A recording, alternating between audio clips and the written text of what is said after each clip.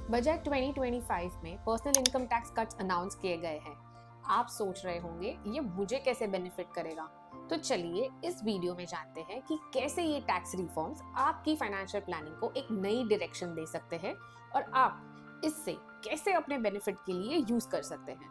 Hello and welcome back to my YouTube channel green shoots wealth. मेरा नाम है सलोनी मेहता और आज हम बात करेंगे एक बहुत ही ट्रेंडिंग टॉपिक के बारे में, impact on personal tax cuts on middle class spending. Middle class की स्पेंडिंग पावर हर बजट के साथ इवॉल्व होती है और बजट 2025 में रिड्यूस पर्सनल इनकम टैक्स के बाद ये और ज्यादा बढ़ने वाली है। आज हम बात करेंगे कि कैसे ये lower tax middle class families के स्पेंडिंग हैबिट्स को शेप करेंगे। तो चलिए शुरू करते हैं। First, increase in disposable income. ये आपके लिए एक गेम चेंजर है। बजट 2025 के टैक्स कट्स का सबसे बड़ा बेनिफिट है आपकी डिस्पोजेबल इनकम का बढ़ना, यानी वो पैसे जो आपके पास अपने डेली एक्सपेंसेस के बाद बच रहे हैं। जब टैक्स कम हो जाता है तो मिडिल क्लास फैमिलीज को उनकी सैलरीज में ज्यादा पैसे मिलते हैं जो वो अपनी लाइफस्टाइल को इम्प्रूव करने के लिए यूज कर सकते हैं। इस एक्स्ट्रा फंड्स को आप अपनी नीड्स, वेकेशंस या अपने फ्यूचर के लिए सेव करने में लगा सकते हैं। सो लाइफ को थोड़ा और कंफर्टेबल बनाने का ये परफेक्ट टाइम है। Second, consumer confidence. खर्चा करना है लेकिन आराम से। जब लोग अपनी फाइनेंशियल सिचुएशन में इम्प्रूवमेंट देखते हैं तो उनका कॉन्फिडेंस नेचुरली बढ़ता है। मतलब उनको लगता है कि उनकी इकोनॉमिक सिचुएशन थोड़ी बेटर हो गई है तो वो अपने पैसे को ज्यादा फ्रीली स्पेंड करते हैं। ज्यादा शॉपिंग, घर की चीजें खरीदना या वेकेशंस प्लान करना, ये सब चीजें इकोनॉमी को बूस्ट करती है। ये जो एक्स्ट्रा स्पेंडिंग हो रही है उसका इम्पैक्ट रिटेल, ट्रैवल और हॉस्पिटैलिटी इंडस्ट्रीज पर डायरेक्टली पड़ता है। मतलब आपका स्पेंडिंग पावर इकोनॉमी को हेल्दी बना सकता है।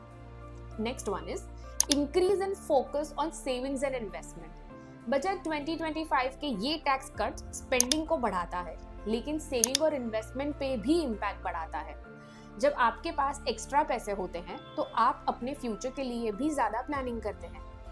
रिटायरमेंट और इमरजेंसी फंड्स में कंट्रीब्यूशन बढ़ता है और आप अपने फाइनेंशियल सिक्योरिटी को स्ट्रॉन्ग करते हैं। फाइनेंशियल एक्सपर्ट्स भी कहते हैं कि फाइनेंशियल डिसिप्लिन तब डेवलप होता है जब आपके पास अपने फ्यूचर को सिक्योर करने के लिए रिसोर्सेज अवेलेबल होते हैं। सो बजट 2025 के बाद आप अपने फाइनेंसेस को ज्यादा इंटेलिजेंटली मैनेज कर सकते हैं। New opportunities in housing and real estate investments. Tax cut का एक और सिग्निफिकेंट इफेक्ट हाउसिंग और रियल एस्टेट सेक्टर पे पड़ता है। जब आपके पास ज्यादा डिस्पोजेबल इनकम होती है तो आप अपनी एग्जिस्टिंग होम लोन्स को कंफर्टेबली मैनेज कर सकते हैं या फिर नई प्रॉपर्टी लेने का प्लान बना सकते हैं। ये फ्लेक्सिबिलिटी आपको घर को अपग्रेड करने या रिनोवेशन करने या इन्वेस्टमेंट प्रॉपर्टी खरीदने में मदद करती है। रियल एस्टेट सेक्टर को ये इकोनॉमिक स्टिमुलस मिलता है जो डिमांड को पुश करता है। Last but not the least, sector specific spending in health care and education. Budget 2025 के टैक्स कट्स का इम्पैक्ट सिर्फ रिटेल तक ही नहीं, हेल्थ केयर और एजुकेशन जैसे एसेंशियल सेक्टर्स पे भी पड़ता है। जब मिडिल क्लास फैमिली को एक्स्ट्रा फाइनेंशियल सपोर्ट मिलता है तो वो अपने बच्चों की एजुकेशन और अपनी हेल्थ के लिए भी इन्वेस्ट करते हैं। ये टैक्स कट्स उन्हें एनकरेज करते हैं कि वो अपने health insurance premiums, higher education fees और अदर एसेंशियल सर्विसेज में ज्यादा इन्वेस्ट करें।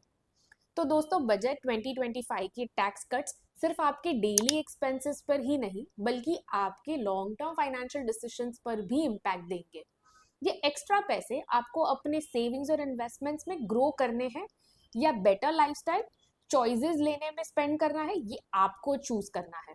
एग्जाम्पल, अगर आपके पास महीने के 10,000 सेव हो रहे हैं through this new tax reform, आप 5 के सेविंग और 5 के स्पेंडिंग में एलोकेट कीजिए जिससे आप इस ग्रोइंग कंज्यूमर मार्केट के ट्रेंड से बेनिफिट ले सको।